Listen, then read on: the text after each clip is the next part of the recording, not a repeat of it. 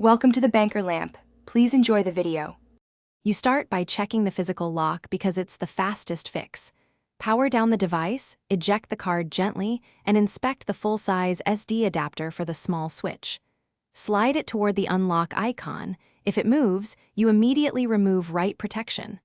Once done, reinsert the card and power up to verify you can write files. If the switch is broken, make a note to use a different adapter or proceed to software methods, because a damaged slider won't restore write access. Once the physical lock is ruled out, use software to remove read-only attributes. On Windows, open an elevated prompt, run disk part, select the disk, and clear the read-only attribute.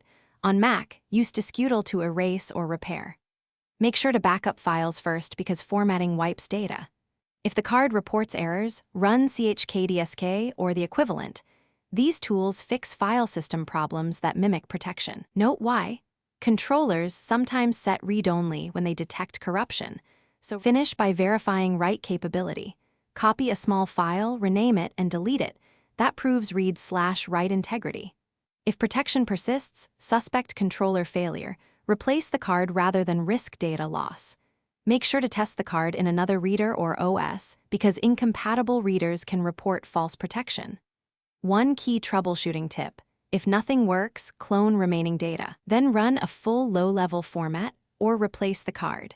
Continued errors often mean the card is failing, and irreversible write locks are a hardware safeguard.